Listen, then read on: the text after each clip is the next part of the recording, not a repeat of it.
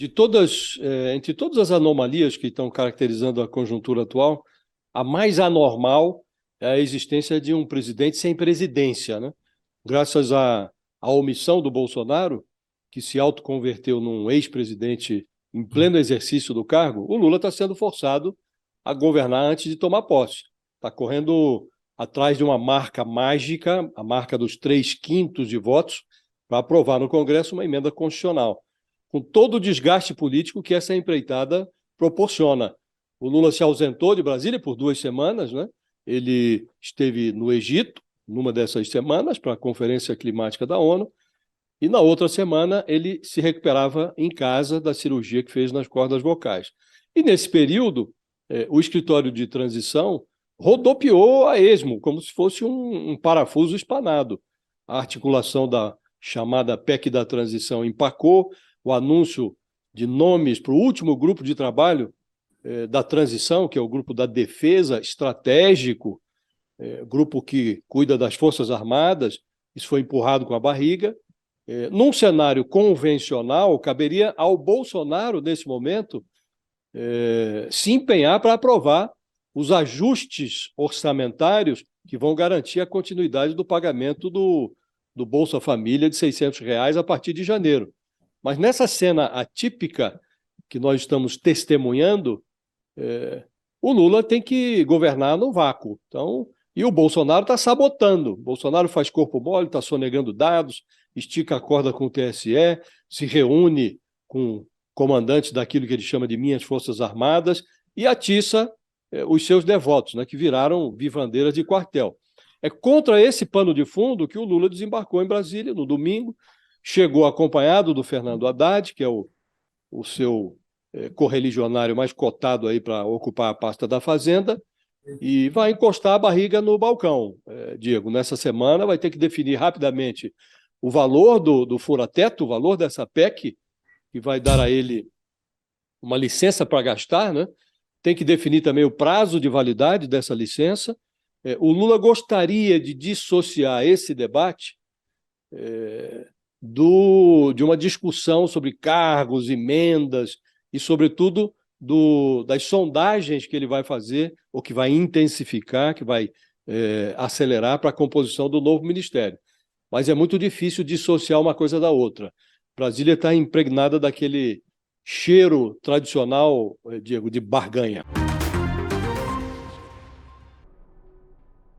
É o que pretende Eles começaram com um texto que previa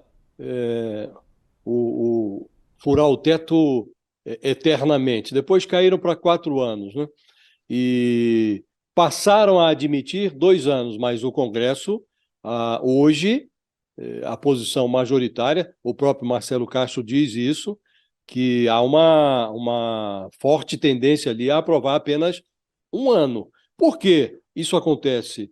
Porque o Congresso, o Diego, ele quer manter o novo presidente, o Lula, na coleira. Então, se ele dá 1 ano de prazo de licença, olha, vamos colocar aqui fora, acima do teto, X bilhões de reais pelo prazo de 1 ano.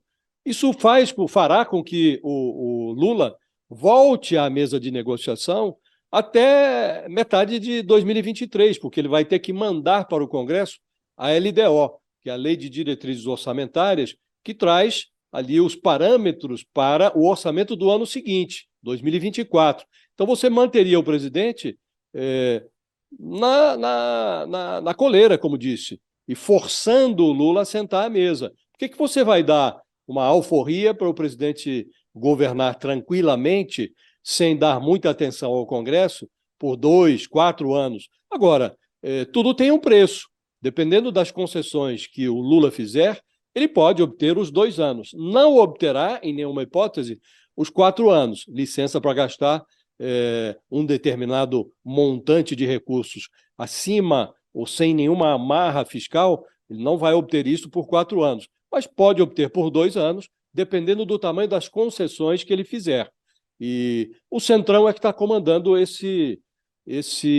a definição do preço, né?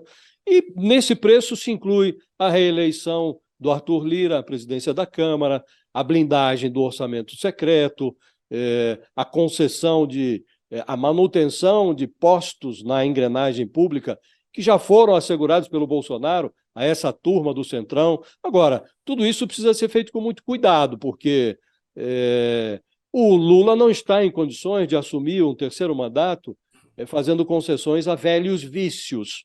Então é preciso negociar sem perder de vista essa necessidade de ceder sem fazer concessões que impliquem na repetição de vícios velhos. É preciso cometer erros novos, Diego.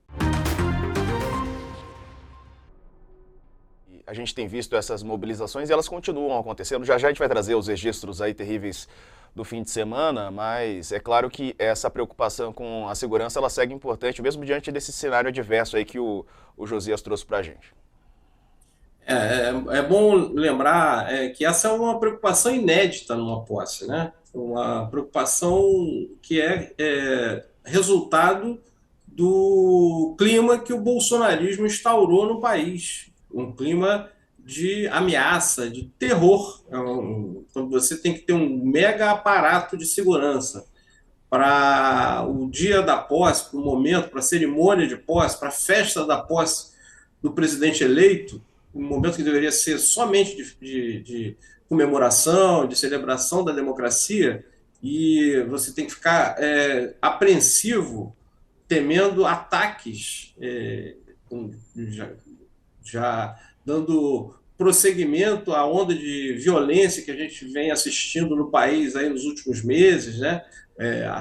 Ataques gravíssimos, violência crescente. Então, isso não pode ser banalizado, né? Eu espero que isso não entre para a cultura política do país, que isso nos anos seguintes, nos anos que a gente tem pela frente, que isso de alguma forma a gente encontre uma saída para extirpar essa ideia de discurso de ódio, de ver o adversário político como o inimigo a ser eliminado, que isso seja completamente retirado da nossa vida cotidiana, porque realmente é algo que a gente imaginava nunca assistir no Brasil, uma apreensão, ter no Brasil uma apreensão, ficarmos apreensivos com a posse de um presidente eleito democraticamente nas urnas e pessoas que não se conformam com essa eleição